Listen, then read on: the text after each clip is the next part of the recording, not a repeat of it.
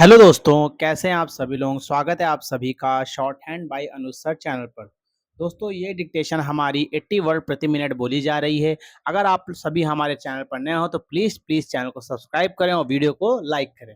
आप सभी की कृपा से दोस्तों हमारे 214 सब्सक्राइबर हो चुके हैं। अगर आप सबकी कृपा दृष्टि रही तो हमारे एक दिन 1000 सब्सक्राइबर भी होंगे। चलिए डिक्टेशन स्टार्ट करते हैं। डिक्टेशन स्टार्ट होगी अगले 5 सेकंड में। Ready, start. अध्यक्ष जी, जिस समय पाकिस्तान ने भारत पर हमला किया था, उस समय उन्होंने देश की रक्षा के लिए महत्वपूर्ण कार्य किया था। इसके साथ ही मैं मंत्री महोदय को यह भी स्मरण दिलाना चाहता हूँ कि शायद उन्होंने इस पर ध्यान नहीं दिया कि इस बार जो राष्ट्रीय पुरस्कार मिले हैं उनमें रेलवे प्रशासन को केवल 2 ही प्राप्त हुए हैं। जब मैं ऐसा मानता हूँ कि हमारी सेना के बाद अगर किसी ने युद्ध काल में सराहनीय कार्य किया है तो वह रेलवे प्रशासन अथवा रेलवे कर्मचारी और अधिकारी हैं। इसलिए उनके मनोबल को बनाए रखने के लिए और उनको प्रोत्साहित करने के लिए रेल मंत्री को इस बात पर भी ध्यान रखना चाहिए और इसका प्रयास करना चाहिए कि जो भी इस तरह के प्रोत्साहन मिले उनमें रेलवे का विशेष ध्यान रखा जाए।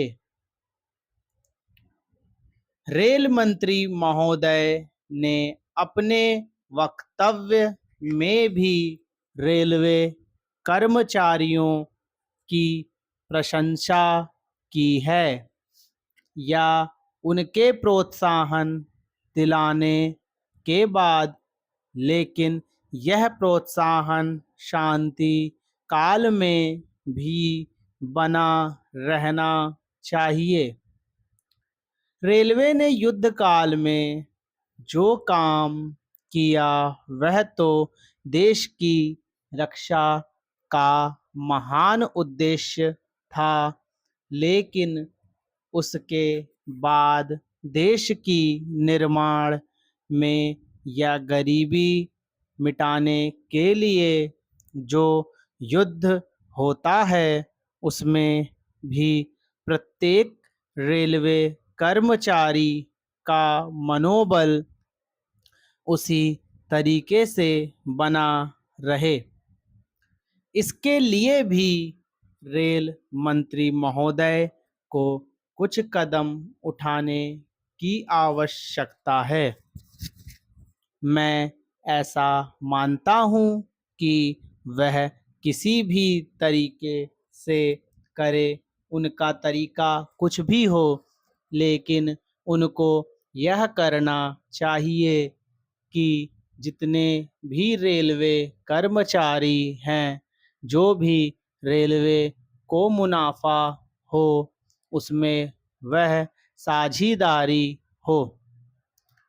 चाहे आप उनको बोनस के रूप में कुछ दें, चाहे किसी और तरीके से दें, लेकिन हर वर्ग के रेलवे कर्मचारी को मालूम होना चाहिए कि यदि वह देश के निर्माण के संबंध में ठीक तरह से काम करेगा तो उसको पुरस्कार के रूप में या वेतन के अंश के रूप में अपने वेतन के अलावा पैसा मिलेगा।